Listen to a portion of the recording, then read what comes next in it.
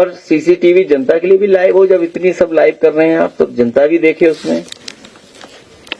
CCTV live क्यों नहीं है? और सीसीटीवी से बहुत घबराते हैं लोग। उस दूसरी तस्वीर मैंने आपको दिखाई थी, और तस्वीरों की बात नहीं कर रहा हूं मैं जो दिमाग में आ गई हो आपके। सेकंड वाली फिर लगाओ सीसीटीवी वाली तस्वीर। हमारी मांग है, ये जानकारी के साथ साथ मांग है हमारी कि सुप्रीम कोर्ट तत्काल संज्ञान ले और बंगाल की मतगणना की सीसीटीवी पूरे देश के सामने लाइव उपलब्ध कराई जाए। हमारी मांग है सुप्रीम कोर्ट से तत्काल संज्ञान ले और बंगाल की मतगणना की सीसीटीवी पूरे देश के सामने लाइव उपलब्ध कराई जाए।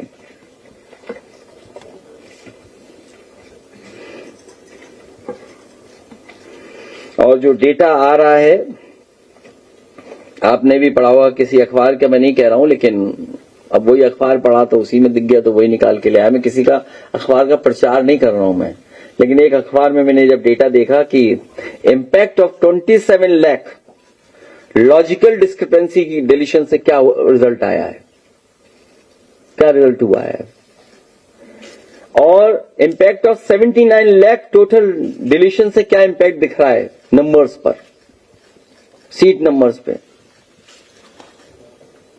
तो सोचिए कितनी बड़ी लड़ाई अकेली आदरणीय दीदी लड़ रही थी।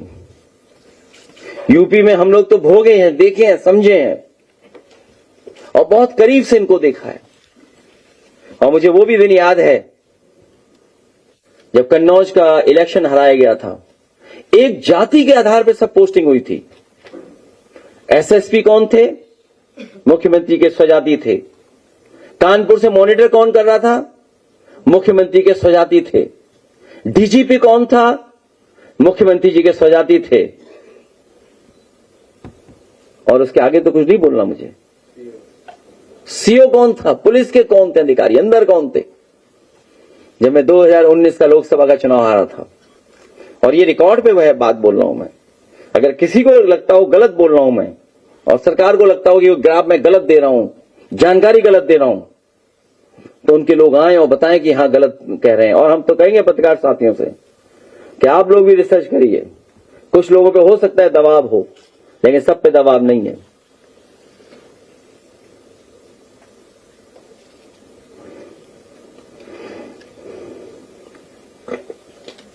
एक 143 सीटों पर 20,000 से ज्यादा वोट कटे और 91 बीजेपी जीत गई। तभी आपको याद होगा यहां बीजेपी के लोग घबरा गए जब वोट कटा उनका। कहा कि 4 करोड़ वोट हमारा कट गया, इन्हें कैसे पता कि कट गया इनका वोट? तो इसका मतलब यह है कि बंगाल की जो लर्निंग होगी इनकी, बंगाल का जो इन्होंने अनुभव प्राप्त किया है, जो अनुभव इनका है, उससे भी बड़ा कोई ये उत्तर प्रदेश के चुनाव में काम करेंगे।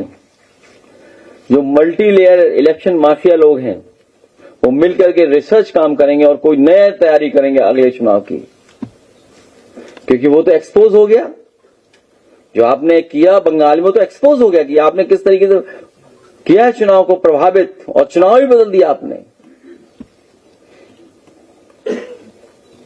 बहुत बहुत धन्यवाद आपका।